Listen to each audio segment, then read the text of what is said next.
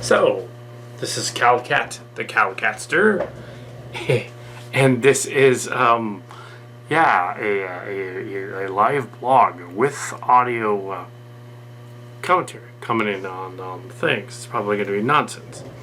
This is Kal Kat, the Kal Katster, and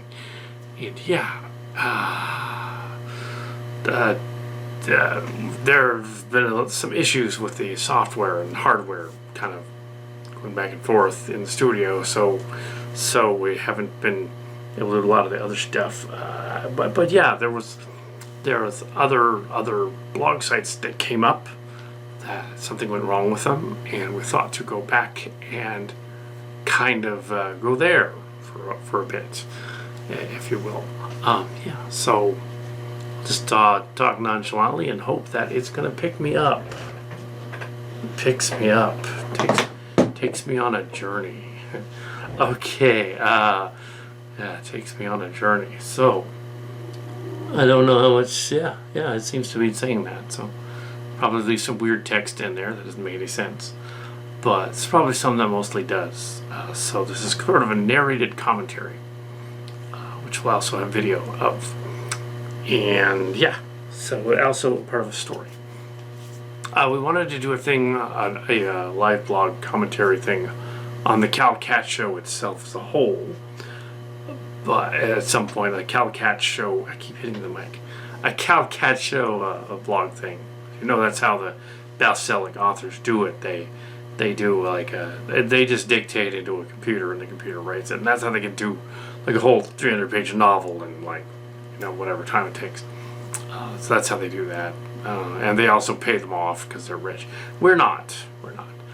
House cleaning stories, nonetheless, in the blog, the Kal Kat show. That's what this is. There is no Kickstarter for a Starcrackers spinoff. That was just me playing Raxler. I hit the mic again. Me playing Raxler, saying there should be. Wishful thinking. So there is no Kickstarter. Nobody's wanting any money for Starcrackers spinoff. It's not a thing, so don't worry about it. Mark Cards also reiterated that. Can't do it without him anyway. And I don't know if he's willing to play Clark again. So for as a joke once in a while, that's fine. But not for a few months there, playing the Raxler type character on the channel, fine, but only for a few, as we did. And that's done. It's now 2023, and so late in 2022, we found out that the TrekCore website was going down, and it's going to be going down on the 15th, which is now in 2 days. And at the end of the day, the remains of the day, tonight on the TrekCore site, the people that remained were mainly the Trek Web people who used to be on Trek Web and used to be Trek BBS. Many of them have fled to Trek BBS. I have not gone back there yet. I probably will. Maybe I will. Maybe they'll join Prometheus as well. His one. Maybe we'll see. So we'll see about that. The whole saga of that is long and lengthy. But and the short of it is that the bulletin board service like Trek BBS and Trek Web and that kind of thing started off a long time ago in the 90s, the early days of the internet, and Prodigy and stuff like that. And back then we had, we were able to do what we unfettered internet Star Trek blog, because that was the beginning. That and Transformers Mush over there, the other one. Could do that too. So we had to have that as well. And we were involved. There were many Chimeras and Kal Kats and other people, and at least several aliases. There was a older nephew that was on there. There was later on a younger nephew that was on there. And some uses, but only vaguely. So there have been all kinds of. And my sister, I think, was on there briefly, but that doesn't matter. The bigger the stories that link this whole thing together stemmed from the Deep Space Nine finale in the 90s, and the discussion on the Trek board there about the Deep Space Nine finale having some weird choices they made, which we don't need to go into here. It's mentioned in the story in the blog. This is more of a thing to recap the TrekCore legend. So TrekWeb had a version of Chimera as Kal Kat back then. Kal Kat 06, I think it was. And then later it was Chimera in the 2000s. When TrekWeb started, it was two of those. And on location, Cat, I think, was also there. Various aliases for us here in the cast. So it was like an echo chamber where there would be different. If there was a topic where Kal Kat popped in and wanted to talk about a topic nobody else did, he would come in as one of his other aliases, and he'd talk, which is like really kind of like what? So he's just talking to himself. Well, that's kind of what it's become on TrekCore now that everybody else left. But Tupper Fan is still there, Prom's still there, and Sherlock Holmes, a bunch of these other guys, Founder, they're on their way out. People that have encountered over the years through the cast and crew. It's interesting that one of the mods on there, Shayla V, he has been at he's a local, and he's been at the conventions and things, and he's been around his channels and various the middle-aged Trek fan channel and whatever, that kind of thing. He's been around, so I've seen him. I've actually seen him in town, and like he would mention that he's seen Prometheus at the Star Trek thing. I've never been to the Vegas Trek thing. I've been to the Vegas experience, and he's probably been there when I was there. But I've seen Ceylon V at comic book conventions locally here, and I've seen him at comic conventions. And a couple of times I saw him in a supermarket and recognized him, and it was kind of funny. I said, Shayla V. And he says, which TrekCore guy are you? Chimera. So, oh, okay, yeah.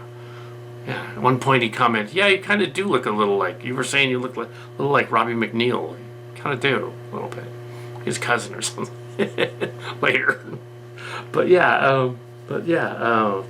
So there. We are still going, right? Cool. It's probably going to be gibberish.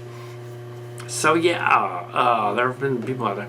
Prometheus and Tupper Fan and one other guy were adamant about hackers and stuff like that, back in the day. So let me see if this thing is still recording me, though. I think it stopped.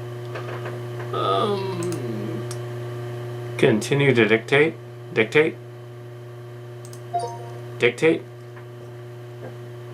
Okay, so the Tupper Fan and the other guy,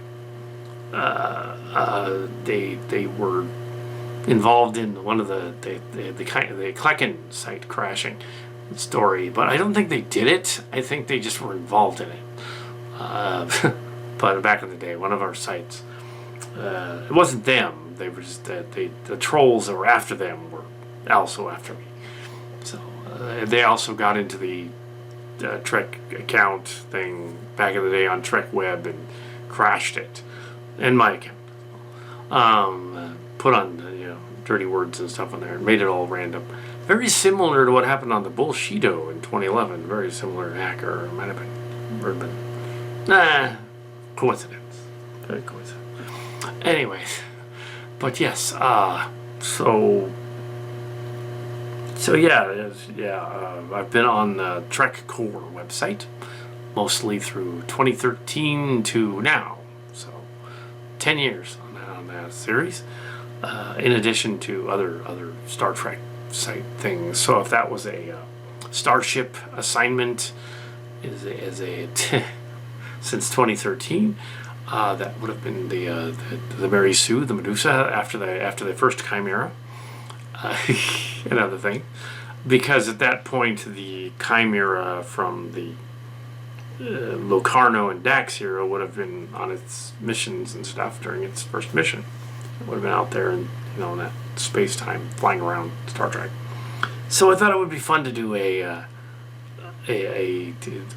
make the next Kal Kat novel, not necessarily about the Kal Kat show, but about an aspect of the Kal Kat show related to Silly Trek, Star Trek, Star Trek Chimera, that thing, which is related to Star Trek. So it's a little more like, oh, he's going to do a Star Trek thing. Cool, then people will know that more than if I just say I'm going to do a Kal Kat show retrospective thing. Which after 15 years they probably wouldn't, although they should know about it. But the other one's more well known. It's more famous. TrekCore is more famous. So, as a character, I got up to Bioship, I think was the rank. They had lots of different ranks, you see. They started with the smallest ship class and all the way up to Bioship and V'ger and whatever. I think it's V'ger at the end. So yeah, there have been some interesting discussions on there over the years. The largest of which was Roberto Orci that I was involved in. The largest of which was Roberto Orci getting canned from Star Trek, what would be Star Trek Beyond, and Jason Lin stepping in to take over, which coincided with the Mike Chang Gamelt fan story alleged pitch thing, which we've gone on before. And it's and interestingly enough, the Orky thing goes on way longer than the comments about Gamelt's fan story script. Yeah, and thought I would put that in there too, as well, since in Chimera we kind of did include elements of it. And since also Mike McMahon of Star Trek Lower Decks was also keenly aware of Gamel's script and included two of his characters in his Star Trek story. He didn't pitch, but McMahon just read the same thread we did. And it was like, yeah, that's a good idea. I'm going to include a bionic chief engineer with a Borg implant stuck to his face, and I'm going to include an Orion girl who's spunky. Okay, I'm going to do that. Yeah, and those are Gamelt characters. They are. They're and to not mince words and whatnot, they put a Henderson character as the first officer on the ship. So yeah, they did a lot of some of our stuff. So it's little star crackers in there. They made the they kind of made the captain actually sort of like somebody from Pine Hill back in the day, but I don't think intentionally. I think they just spunky lady, let's make her the captain and make her daughter the captain. That'd be the for the ensign. That'd be funny. I think that's not what it was. They were just thinking that would be funny because it juxtaposes to the other captain on Discovery, who isn't really spunky, not really. So I thought it was the juxtaposition, it's humor of a type. It's interesting that the TrekCore people don't particularly like Lower Decks, even though it's closer to the Silly Trek and Starship locations than any of the other ones. Even Prodigy is not really similar. Actually, the Star Trek Strange New Worlds is very similar as well, the newer one, which is something they actually did right. They should have started with that instead of Discovery. It's probably their first season was probably one of the better first seasons of a Star Trek show. Discovery first season was just kind of a mess. Second season was kind of a mess too. But yeah, they usually start out as a mess. Yeah, so it's interesting. So apparently TrekCore lost its license to happen. It happened twice before. It happened once during the making of Star Trek Beyond. They almost lost their license again, and then years later they couldn't operate as a blog website. They were losing money, I guess, because technically you're not supposed to make money on Star Trek merch.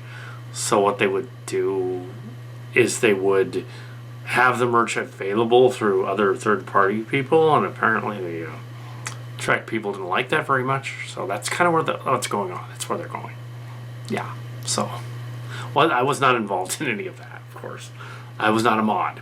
I was not in charge of anything. I was just posting on the website. So, in effect, I was a Starfleet person posting on the website, having no back inside information on the mods.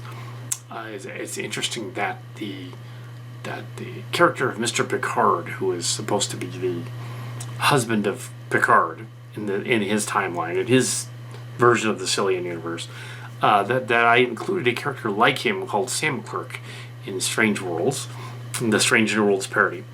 Not to be confused with Strange World of Disney, different thing. Strange Worlds, with Dax and Locarno continuing the voyages of Chimera into Starship locations, and he was in that.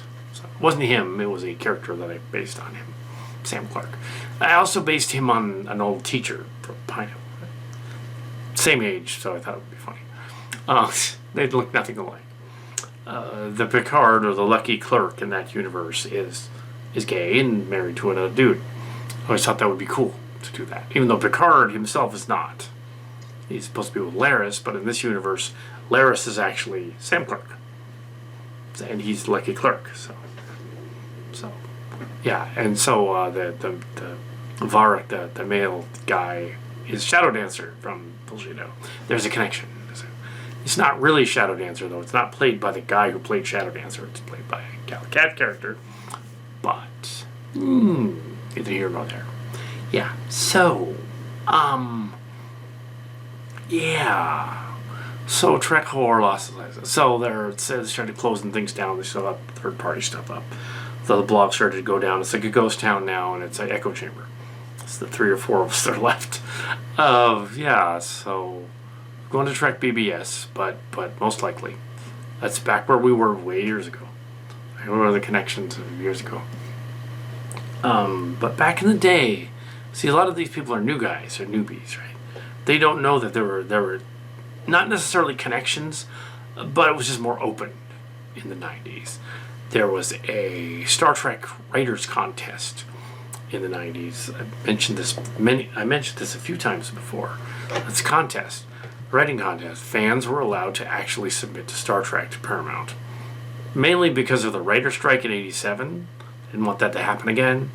So they're like, we gotta keep going. So we're gonna keep going. So they did this. They did this writers thing. And I was in the contest. Mark Scards and I, under our real names, were in the contest. And we wrote a Deep Space Nine story called Deep Space Nine story called my tongue is tied. A Deep Space Nine story called Fearful Symmetry. It might seem familiar because there was later a Pocket Books version of it. We had nothing to do with that. They just took the title.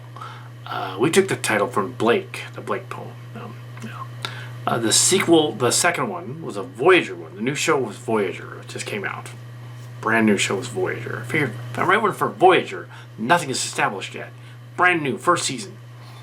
Do it that right there. The Voyager one was called the Judgments and then the Arbiter. I think it was changed twice. It's based on next gen script that we have written called Differences. Changed 3 times. Both of these stories ended up being later used in the Starcrackers series in what is now Space Vanguard's USV. Yeah, so they ended up in there. So we can't use them now because they ended up there. But yeah, we wrote for that.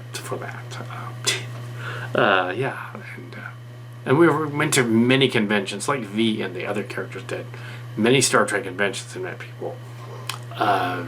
Listened profusely to the backstories and characters and stuff. One bone of contention was, of course, that finale of DS9, where Ira Stephen Bear and the other creators just didn't care that it was ending. They just got tired. They literally said this on blogs at the time. We didn't think anybody was gonna care that the Odo just touches the shapeshifter's heart and fixes her. We couldn't come up with an ending, so we were just like, hey, let's do that. But we wanted to show ourselves, so we put ourselves on this thing. We put ourselves on the Vic Fontaine holodeck thing for 10 minutes instead of showing the rest of the battle, because we ran out of money. We ran out of money. That's what happened. That's what he said. I reversed. And some of the other ones also reiterated something similar. And I've seen the orb of the prophets, which is an hourglass. It's not an orb. It's weird, and it's all the writing on it, and it includes all the names written on the orb, and it includes Brian Story, who was one of the characters. He was one of the character actors from the show. He was on Babylon 5, which is different. There's a cameo on that, and in E.T. and Star Wars: Empire Strikes Back, and Ghostbusters 2. He learned a number of things, the Stories had retired from acting by the early 90s. So they had been on Relics, so they were in the background somewhere on Relics, Next Generation, and they'd been to Deep Space Nine, so they'd seen that. And he said that the warp core was powered by garbage. That was actually like Mr. Fusion. Somebody had thrown some coffee and donuts and debris inside the warp core. The Enterprise. And Armin Shimmerman would say at conventions way back then, "Oh, I based my character on Ross Perot, but I'm thinking that a few years from now, no one's going to get that." And some of those guys on the net were like, "No, that couldn't be. He didn't say that. No, he totally did." Armin Shimmerman talked to us, and he was like, "Yes, that's what I based him on." Because in the 90s, that guy was big. He's a big, important character. Ross Perot. Everybody knew who that was. And another thing they based a character on was Morn. Morn was based on Norm from Cheers, which is one of the reasons they didn't give him any lines, because they had to pay NBC if they did that, and they weren't NBC. So the guy who played Morn was like, "Yeah, they couldn't give me any lines. They would pretend I was talking." Yeah, so that guy, that Mark's Cards saw that guy. Was that Mark? And DS9, yeah, the funny stuff behind. And then they did that What We Left Behind thing in 2019, just before Aaron Eisenberg died, and they kill him off unknowingly that he's gonna die. They didn't know, and they just like, "Oh my goodness, yeah, that was a bad call," because he's later going to appear on a ship in Discovery, a name of a ship in Discovery, and there's going to be like, so yeah, that's why Nog is in Strange Worlds, the Cillian story, because he has to become famous as a captain, doing stuff that's famous, He gets command of the Emmett Till, which I took from What We Left Behind, because I figured, yeah, what if that ship isn't destroyed? They rebuild it, and he's still on there. He's not dead. He faked his death. He got called back. As a character, his character is still alive. Of course, the real guy's dead. We met Aaron Eisenberg, and we met Ichib and his friend, and there was a Star Trek-y convention in the early 2000s, and we met them, and we had kind of a long conversation with them in there, and the Romulan commander lady was there, Grace Lee Whitney was there, we talked to them too, and Hura, Nichols, and yeah, so it was kind of a trip.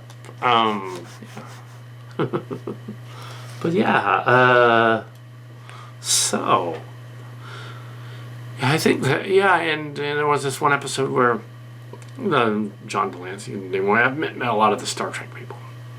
I could go on about all the Star Trek people that we met at conventions. That'd be just too long. There was a Mark Ayamayamo who played Ducat. And he looks villainous and evil and everything. He's actually really nice, which was funny. He's like almost like the kind of guy you think would like be collecting flowers or something, or something. Like, what the heck? He's a completely different character. He really does method acting. You really convinced he was this evil bad guy. He was nice. He's really nice. It's like, yes, I do paintings and whatever. It was kind of funny. Yeah. Yeah, conventions are fun. We still do them. Brought Mark's Cards back to a convention, the Silicon Valley Comic Con, Adam Savage Comic Con. Here's the shirt, and we went back to that. So then this next, 6 months from now, we'll probably go back to Fanime and Comic Con again. We'll see what happens. So that's the convention circuit will return, and we have. Just TrekCore is going under, I guess, and go somewhere else, and that would be fun to do retrospective on that. The other discussion that they had was the Gameld one. The guy allegedly pitched to Star Trek in 2015. I did 2 long blogs on that back on my channel back in the day, and then an update just a few months ago, which I went back and looked at it. Suddenly, what did he do after that? What did he do? What did he think of Discovery? What did he think of the new shows that were in Lower Decks? Yeah, I went back and looked at that. And did that update, but I probably will do a dictate of that as well onto this if the other information doesn't already say it. But on TrekCore, that was not a topic they wanted to go into. And when I went back and looked at the blog entry where I essentially stopped their discussion about it cold, even though everyone else was talking about it on every other Trek website except that one, on TrekCore. It was all like this other mod popped in and he goes, "This is obviously BS. He couldn't have submitted a Star Trek, as you said. It's just, they don't allow submissions in 2015, 2016. They don't do that. They throw them away." They were even skeptical that there was a writers' contest in the 90s until someone popped in and said, "Oh yeah, that Chimera guy, he knows." Yeah, there was a contest, and this other person was in it too. So they chimed in and said, "Yeah, I was in that." Yeah, they even got the person that wrote the ship to chime in there at one point. Say like, not only was he in that story, they took parts of his story and put it in my story. Yeah, I know that. So there's an element of the ship from Deep Space Nine.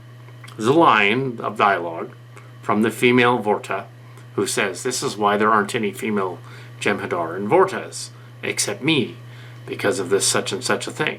And it's literally verbatim what's in the original script, Fearful Symmetry. So they put that line in there just to tell everybody, yeah, this one fan, we liked that line, but we couldn't use any of that other stuff because we wanted to go in a different direction. Just what they wrote in the, their rejection letter. That was an interesting learning experience. They didn't reject it for pacing or whatever. They rejected it because I didn't have an agent, and because they couldn't bring me to the studio. and then there was the Voyager one, which was actually time-stamped twice. Once in the 2nd season and again in the 6th. They said, there's too many Tuvok episodes in those 2 seasons. We wanted to do it, but it would have been too expensive. Your episode was ambitious. It would have been a 2-parter. Really? It's a 2-parter? I mean, I wrote it to be 1 part, but I guess it kind of would have been. But you knew the characters. I knew the characters. Yeah, so. Okay, it stopped. Yeah, so, yeah, the characters, the Star Trek, I knew the characters well enough as had been established in season 2. But yeah, by season 6 they established something else that made the script redundant. So they could have, if I had an agent and was in the writer's room, I would have said, okay, can I revise this? Send it back to you. I can revise it, update it. So yeah, Tom Paris is now dating B'Elanna or whatever, and that would be a thing. And Neelix, Kes has left. And we have 7 of 9 now. We could change that a little bit. I would have made the changes, but to make it updated. And I think for 7 of 9 there, it would have changed the dynamic of the story because it wouldn't have been so much diplomacy as more like cowboy diplomacy. And 7 would have just gone down there and go, well, the 2 alien warring factions. I will just go down there, Captain. I will assimilate both of them. It would have been over. Then it wouldn't have been a 2-parter. You see, it would have worked. And then the idea for the Borg one, which became the Pocket Books one. Yeah, somebody else wrote that. But they got the name from me, because I submitted to Strange New Worlds as well, which was their book writing thing, which they also did back then. And they just took the name, kind of the story, but I don't care. Hey, I went on to be on some of this other stuff, indirectly, so I'm okay with that. It was enough to have like Lower Decks directly reference the San Jose as a ship on the season finale to say, okay, yeah, they're totally aware of us. Yeah. As mentioned, several references to Cillians and stuff. And Discovery is aware of us because in season 3 they had an alien bad guy, sort of a pseudo bad guy, anti-hero named Kal. We have another pseudo alien dude named Kal. Spelled with a K. Spelled with a K. So clearly they were aware. Also, connection back in the day was somebody that was on the set of Discovery, and they're saying that like some of them would argue snarkily, that guy doesn't know. It's just one of those people that doesn't know. We knew of some people here and there that were in and out. So we knew of some people that were involved in some of the backstory and whatever. Even more so with season 2 of Picard, which is why we don't want to spoof that one. So yeah, still not enough to say, oh, I could point them out in a room. Not like that. But enough. And so like the person that leaked the ugly Klingon makeup, I know that guy. They fired kicked him off the set. So, why did you do that? I had to report on the Klingons. Oh, yeah. Oh well. Knew of that guy. Psst. But he later repented because he gave him some of the STO ships for Star Trek Picard season 2. So cool. I know of that guy. Wasn't me. Wasn't Mark Short. So yeah, some other stuff. Yeah. Yeah. So that we could ramble on about the other Gemelt story. The Gemelt story had like, in terms of TrekCore, had like 2 pages. More of it was devoted to Orky in the other story. Was Orky going to be replaced with Jason Lynn? 11 pages or so. I also mentioned gender equity in Star Trek and a bunch of other blog stuff. I downloaded my best stories from there and wanted to compile them into sort of a pseudo book thing to go out on my Amazon thing. It's a Amazon Prime thing. You can read it. It's a pseudo book thing on the TrekCore legend, just because it's a legend and it was legendary, and for 10 years it was a big deal. I was there, but I did not serve as any kind of mod, and they got in trouble, so they're gone. Well, they didn't just get in trouble; they were losing money because they were not well managed, I guess, and they wanted to stop doing it. They got tired of it. That's the story. The official story is some of the mods got tired of it. The other ones could have taken over. V could have taken over and said, "I'm going to do it." They complained back in the day when TrekWeb was going under, and I said, "I'll do it." And they said, no, we don't want Chimera to do it. And I actually contacted there were 2 mods, leader guy. And the other guy, the leader guy wanted to sell it, and the other guy wanted to get rid of it. And there was almost a deal. This other guy who doesn't post on TrekCore anymore, this other dude, he was like, well, I could do it. If Chimera doesn't want to do it, I could do it. And this other guy was on TrekCore for some time, but he was going to buy it. He made a better offer. He said, "I'm going to do it." And for a while there was a Facebook thing. It was called the Promenade that continued. I think that guy's running it. The Promenade. So there is a piece of Trek web that's still around called the Promenade. I think it's still around. And it was vaguely related to Bacon as well. So there were the Bacon people would show up, and there was this old picture from like the toy shows and the Bacon and stuff. There's an old picture of Shaylat V and Mark's Carts and me. And he probably doesn't remember that, but yeah, he was there. And this other guy was there too. Was in there. Johnny Legend was in one of the other pictures. The Johnny Legend, then he looked like he was like 100 years old. He had a long beard, ZZ Top beard and everything. Johnny Legend was a famous adult movie director from back in the 70s and 80s. But that's Johnny Legend. He was responsible for the infamous movie Teenage Cruisers. They weren't really teenagers. They were like in their 20s. But He was responsible for that. Johnny Legend. Anyway, I think he's gone now. But there were other people. There was feature people and stuff like that. But this is about Star Trek. This is about Star Trek. So that's what makes it different and more interesting. It's because it's about Star Trek and not about just Kal Kat talking to shit, shooting the shit. There he is, shooting the shit again. Yeah. So yeah, the Gemelt thing was like briefly mentioned. There were like 2 comments after I mentioned it. They shot it down and said the article's closed. We're not going to talk about it. It went immediately to what they called the Kobayashi Maru after that, and it was no longer seen again. Because they didn't want to go into that whole rant on the blog rant. They could tell the guy didn't pitch because they went to Paramount themselves and checked. And other people checked, and they were on there. And actual Trek authors have been on there and went back and checked. And there was, yeah. And one of them happened to be, there's like 2 of them, actually, happened to be at conventions later and were asked about it. I asked someone of them. It was, yeah, it lasted at least 2 of them. Yeah, there was 1 or 2 of them. And one of them was actually one of the contest people. One of the people that ran the contest. And she was, says, yeah, I remember seeing that Fearful Symmetry script. I remember the title, at least. That's all she pretty much said about it. I remember the title, and I remember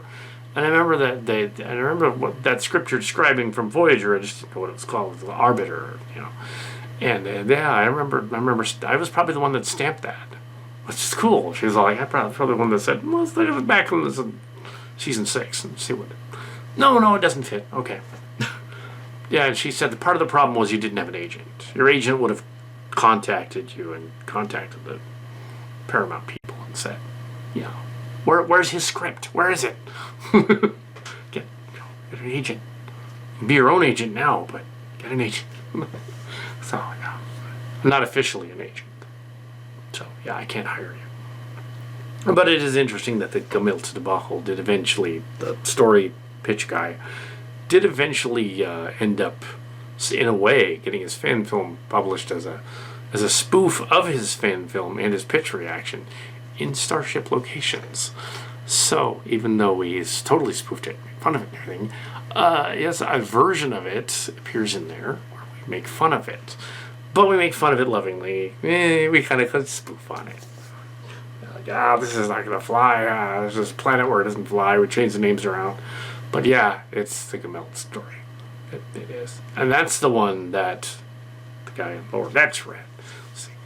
See, he didn't read yours, Gemelt. He didn't look at yours at all. He didn't know what that was. He read mine. No, he probably read yours too. But yeah, the idea of a sort of former Borg is that's sort of a transhuman is pretty much Next Generation. So that's not exactly very original. Or a reformed Orion is not very original either.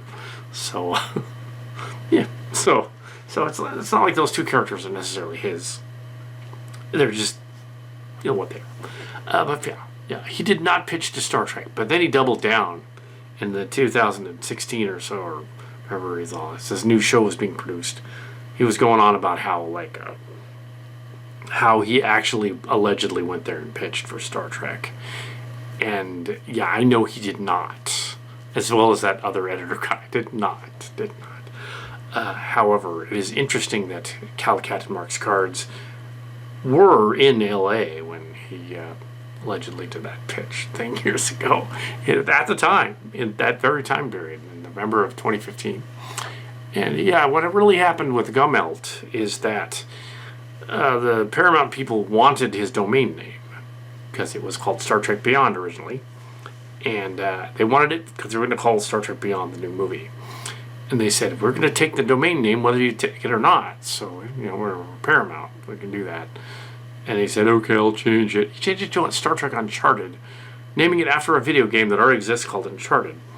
The Uncharted movie came out in 2021, I believe, and it had nothing to do with him. So, he probably shouldn't have used that. But yeah, the Uncharted game, he just named it after the game. He had nothing to do with the game, so Uncharted. It was basically Stargate meets Star Trek with Andromeda Galaxy in it, which is kind of banal. Kind of the problem with doing something like that is if you can't explore your own galaxy for world building's sake, you're doing something wrong. Because anything can be interesting in the galaxy. You have a galaxy. Many early sci-fi stuff has that problem. Yeah. So, yeah, if you're doing sci-fi, you don't need another galaxy. I know Star Blazers did that. They sent the Argo to another galaxy. It was a cartoon, and yeah, that's fun. Or Stargate did it with Stargate Atlantis to another galaxy. It ripped off Star Blazers, Yamato, and but galaxy and stars. Like, you have a whole galaxy. The galaxy is vast. Even Voyager kind of didn't make sense because they're on the other side of the galaxy and back. Yeah, Trek fans aren't nearly as toxic as Star Wars fans, though. So yeah, Trek fans are a little older, more mature. You see what I'm saying? Yeah, Star Trek started in '66, well, roughly '64 if you count the pilot. Star Wars started out in '77. The Star Trek was Wagon Train, and Star Wars was basically the Hidden Fortress, with a little bit of the Magnificent Seven thrown in, a little bit of something else. Not quite a Western. About 15 minutes. The page. This is a massive block of text, 8 pages long, but it's an hour of video. It's about an hour. It's just,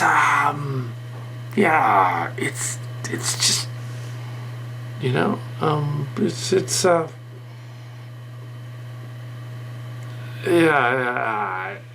different. We didn't publish during the pandemic on there. Mainly we were doing all Transformers mush and lexicons, and then all Transformers mush. Then we did Strange Worlds of seasons 1 and 2. And the following ones. And then we went back and we did lexicons. And shortly we'll be doing a Robotech one. Transformers meets Robotech spinoff. The Sentinels one. Finally. And so, and then we have one episode of season 3 of Chimera and the pilot. 1 2-part episode. We have 2 episodes technically. So but we don't know where it's going from there. And we'll do the Robotech thing first. And as for the connections, they were there. And as for the writers, I didn't know who the other writer was initially that was doing the Voyager version. Initially, that was doing the Gemilt expose thing. The other one, there were 2 of them. I knew of one of them. I didn't know who the other one was. Until the convention, in which he said, yeah, I was the other one. Oh, okay, that makes sense. Yeah, so... yeah, that makes sense, yeah. And then I had to buy your book, of course. Buy my book. And oddly enough, I haven't read it. I read like 20 pages of it. Forgot about it. The other lady read her book. But yeah, so it was interesting. There was this pitch thing. It's interesting that in the TrekCore thing, that's the smallest story and the smallest article. The gender politics was bigger, and ended up usually in the Kobayashi Maru thing. I also did a review of Mr. Picard's fan film, 1 chapter of it. His fan story. It was a story, not a fan film. It was a story. And does he think the Cillian character does him justice? I don't think he's seen it. I don't think he's seen it. And V did see Chimera, and thought, it was he did see it, and he thought that it was Next Generation, true to the Next Generation. He didn't really prefer the off-color jokes. He didn't like that. But there were some off-color jokes. But the idea of showing the Q continuum, that was awesome. That was commented on that one. Well, he showed the Q continuum. That was kind of cool. Yeah, I had a relatives that helped on that scene. Actually. Yep. The light operator on it, the gaffer. There were two people there. She helped out on it was a niece. She helped out on another one. She helped out on the Transformers space bridge. She was her college was where Simultech was, and also she was in that one was she Allison the robot. What's it? What are my characters supposed to be? Allison the robot. Alicon. The robot. And then the rest of the dialogue were after that. It's me, but but yeah, it's funny. So I've had lots of done lots of fan films since then. Well, during the pandemic, there was nothing to do, so we were all indoors. So what else are we gonna do? Let's make another Transformer movie. Okay, so cool.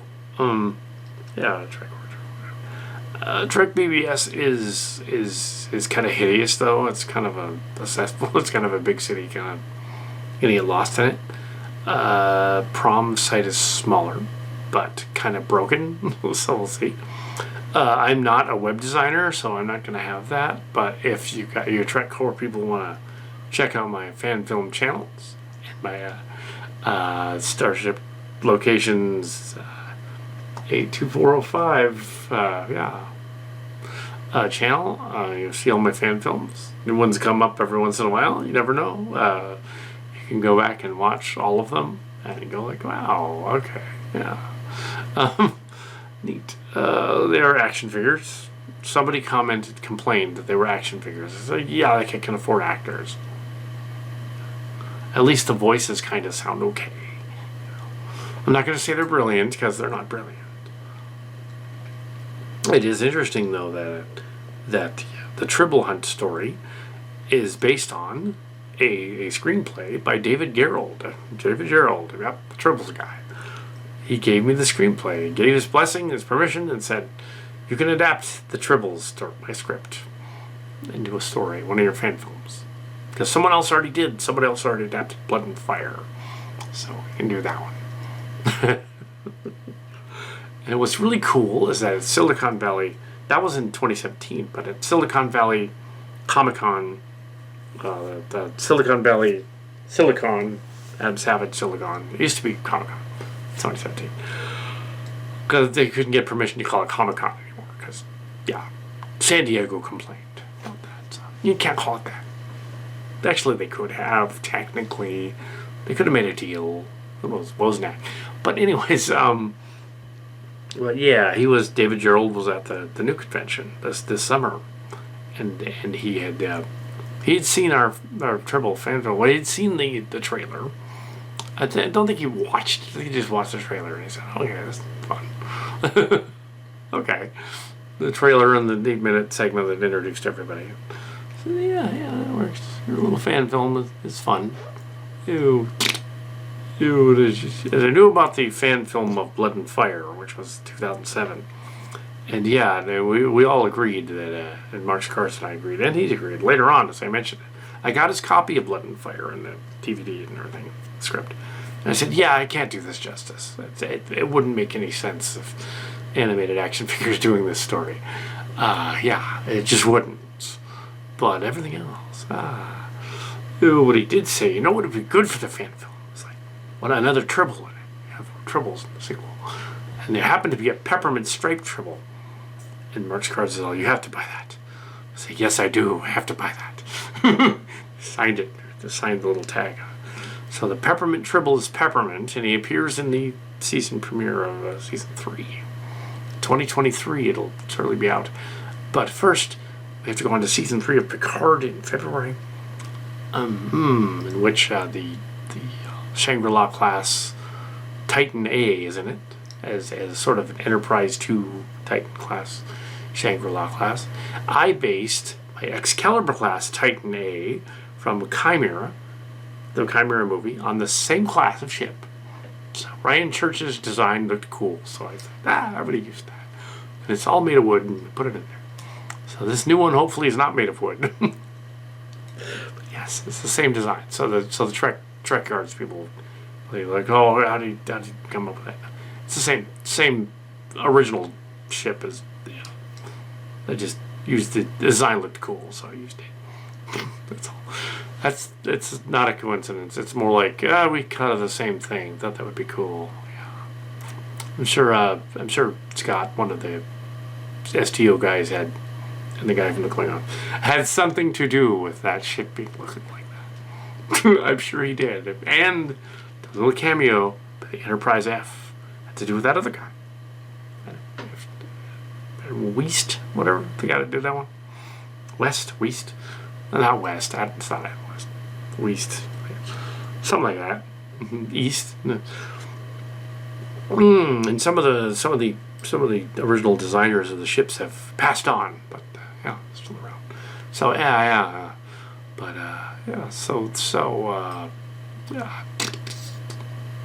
yeah, we haven't been on Trek Yards yet.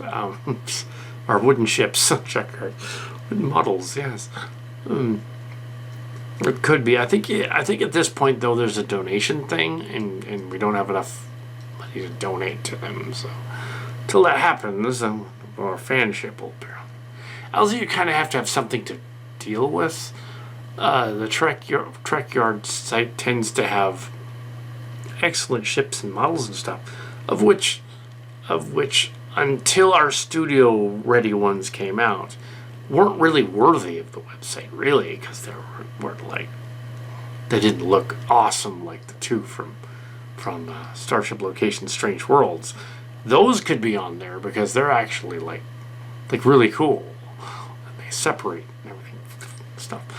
Yeah, those could be on there. They're actually next level, like next generation things, since the early models were 2011, 2012 models, and these ones were done in 2020, so they're brand new, and they have all the new technology.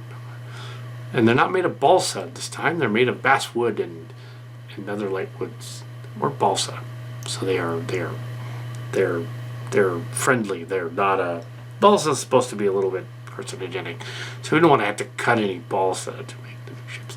So yeah, it's a phantom thing. I have done stuff about the ships on there. I've commented on their site. I've been on their blog. I've commented on the SDF-3 when they've done that a couple of times. I think they did the Yamato. They've done some of the stuff, but they haven't done my stuff. Yeah, SDF-3. No, I haven't done the SDF. So I did an SDF-3 review, and 1, 2, and 3 review, and then I wanted to go next level as well there with the Robotech story. So I had to build a ship to go with the Robotech story. So 2022, late 2022 SDF-3 model is even more next level. That thing is awesome. We have to do a whole thing on that ship because it's awesome. It's heavy too. It's like basswood, heavy, lined up and everything. Many decades ago, the quest to build the super carrier manga ship that I wanted to have as a kid when I was like 10 or 11, and my uncle Bill wouldn't build me one because he built boats out of balsa and built boats out of basswood. He built boats, like seagoing vessels, for the lakes in Duluth, Minnesota, and he built really good models and stuff. And so I always wanted that, so I kept having to build them myself. The collaborative effort, though, was a reconditioned SDF-1 Matchbox toy, which my father and I rebuilt with plastic and wood sprues and things. It's since broke, and it's sitting in a box, but it re-broke. It was broken and re-broke. And it's kind of done. But yeah, late father built that one. More of a phone engineer, but he knows how to put plastic things together back in the day. It looked cool, yeah. Had little carriers for it, little thing. It looked like the Do You Remember Love Macross basically, from the movie.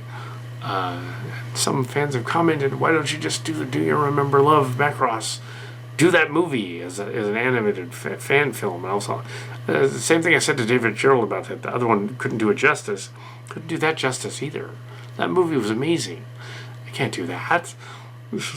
It would look terrible. No, I can't do that.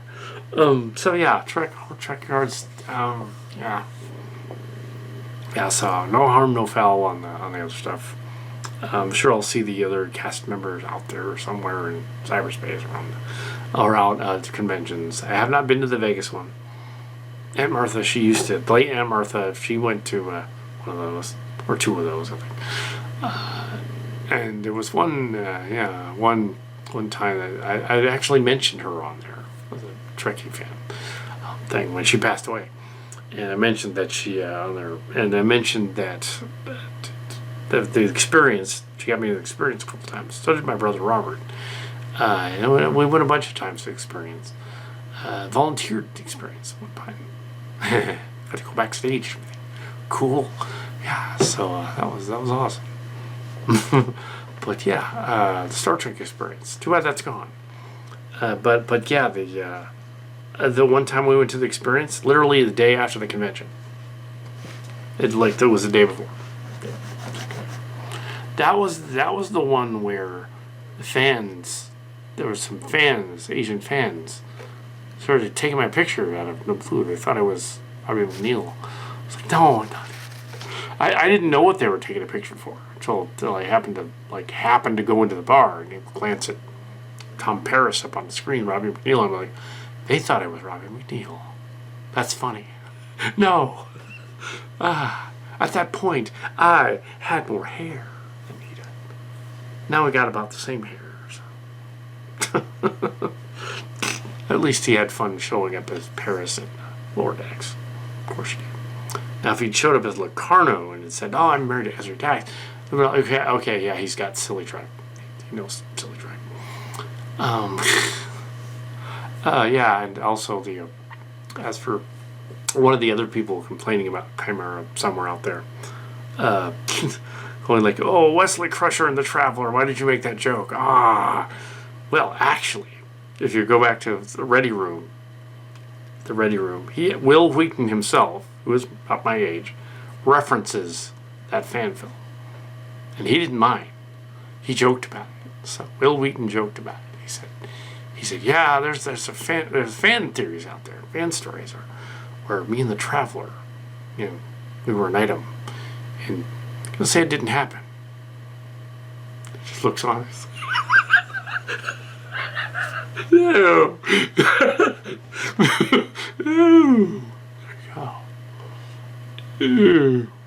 But of course I was 18, so it's fine. Yeah. That's not what it did in the Silly Track version. Had the Traveler say, no, he was too old. I'm going. Okay. And then in Picard season 2, he basically says he's a Traveler now. So basically, he totally said, yeah, I'm totally like a space being. Which is silly, but okay. Yeah, basically Star Trek Picard Season 2 was a Silly Trek episode where they go back to Earth, 2024. Yeah, it's just why some of it doesn't make sense. It's because it's Silly Trek, and they didn't ask Mark's cards, or I the details. Anyway, so that is the end of this. This is an intro to this long thing. I don't know what you're going to do with it, but here it is. Here's an intro to this is like several chapters of this story. Go for it. Yeah. This is going to be a retrospective, I guess a short novel on the TrekCore Odyssey, the Chimera's involvement in the TrekCore, with names changed somewhat to protect the innocent and the guilty. No, it's not really a tell-all. It totally is not a tell-all. I can't imagine anybody other than hardcore Trek fans going like, I want to find out about Robert Orkey. Yeah. Now, what's interesting is that Orky and Kurtzman were able to scrub their names from the Catwoman script off of IMDb and everywhere else, but I could have sworn they were in the credits of Catwoman when I saw it. But that's gone. They took their names off. They Alan Smithied them away. But I know who wrote Catwoman. It's Kurtzman and Orky. I also know who wrote Prometheus. Not to even give you to Prom. Prom didn't write it. Orky wrote that. Yeah, you can tell. And originally, it was going to be Space Jesus. That's the reason the aliens didn't launch the bioweapon. Space Jesus showed up.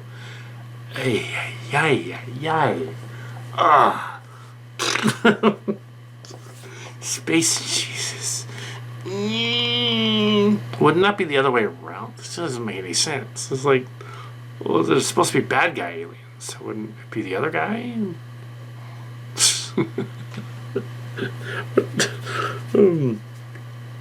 Well, I think with in that case, Ridley Scott was the director, was having the same problem that Zack Snyder was during doing Justice League. In that, so a member of their family was really depressed, and they just couldn't deal with filming the movies, so they made it not make sense. Unfortunately, Ridley Scott's family member died, and also the same case with Zack Snyder's family member. Also. But yeah, it's unfortunate. So, yes. But yes. So, this is the end of this particular rant. It's gone on for an hour. I think it's done. I think it's well done. It's cooked. So I had no involvement in the making of that story. Well, I was involved in putting blogs up, but I was not involved in any making of TrekCore. Not involved in any AdSense breaking stuff like that. Didn't do Axonar. No, didn't do that. All of my fan films are free. I don't have Kickstarters on my fan films. I don't do any revenue. I pay for them myself, and then I star in them myself. I don't pay myself. So yes, Mark's Cards occasionally shows up and he's in them. Last time we had a full-on budget thing was Transtech. Yes, we did continue the Transtech story that they were in development on after Beast Machines. We did our version, but it was Transformers meets Robotech in our version. The reason they didn't do it, though, is because there was a company called Transtech. They couldn't call it that. It's just as well, because ours is better. But yes, you can just watch that on my channel. No. We'll see you around the galaxy. Live long and prosper. I'll tell you with a D coming. Fix that toenail.